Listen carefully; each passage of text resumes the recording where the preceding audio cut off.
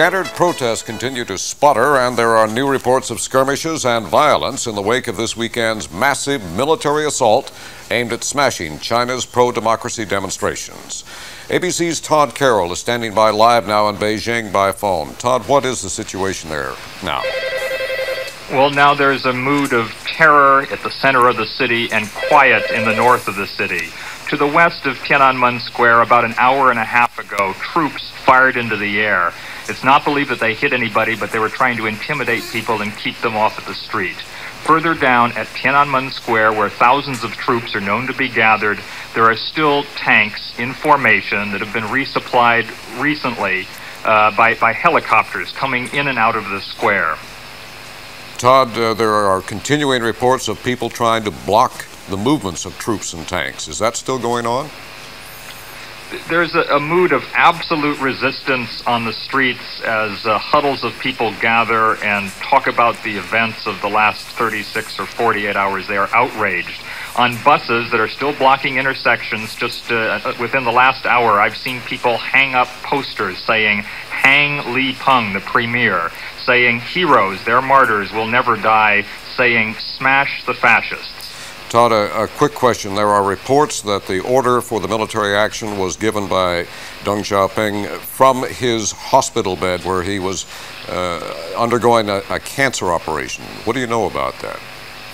Well, we've been told by some Chinese sources that this may not be true at all, that Deng Xiaoping is seriously ill and could be very near death, and that the actual orders may have come from Yang Shangkun. He's the general who called on the troops to come in, and he may be the man who ordered them to fire on the people and not Mr. Deng. All right. Thank you very much, Todd Carrel. As Todd noted, the new work week has already begun in Beijing, but very few people are going to work in that city, which is so stunned by this weekend's violence. Shepard brings us up to date now on the situation there. Beijing's Bloody Sunday is history now, but there are visible reminders everywhere of the shocking massacre that occurred here. Burned-out buses and other vehicles are scattered in many sections of the Chinese capital, and the curious are now venturing out of their homes to look at the smoldering aftermath of the violent attack that dealt a staggering blow to the pro-democracy movement in this country.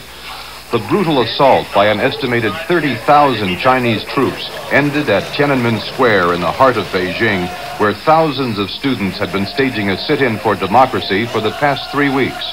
In a last-ditch effort to stop the army, demonstrators tossed firebombs on armored personnel carriers and tanks as they rumbled into the square early Sunday morning.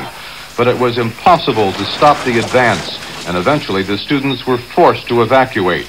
Soldiers fired automatic weapons into crowds of civilians, and the casualties were staggering. The Chinese Red Cross says at least 2,600 people were killed. The students claim thousands of others were wounded. There has been no official casualty announcement from the Chinese government. Defiant demonstrators have been continuing to skirmish with the army despite its overwhelming presence in and around Tiananmen Square. At one point, they set an ambulance on fire and aimed it at the troops, but the vehicle smashed into a traffic island, and that prompted the soldiers to open fire once more on the students. This morning, troops were seen severely beating demonstrators in the Forbidden City district near the square, and at least 3 of them were arrested. The Goddess of Democracy statue has been toppled by Chinese troops. Student leaders have gone into hiding, and there are now fears the army may move against student sanctuaries on university campuses in the northern part of the capital.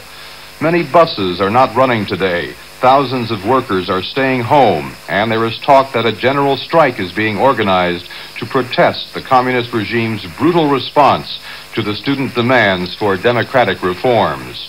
Shepard, ABC News, Beijing. There were scores of sympathy protests today from this country to Europe to Asia. In Hong Kong, which will come under China's control in 1997, more than 100,000 demonstrators took to the streets to express outrage over the bloody crackdown in Beijing. They are not our government. They're crazy. They're mad. They're murdered. And here at home, there were similar emotional marches by Chinese students in Washington, Los Angeles, Houston, and other cities.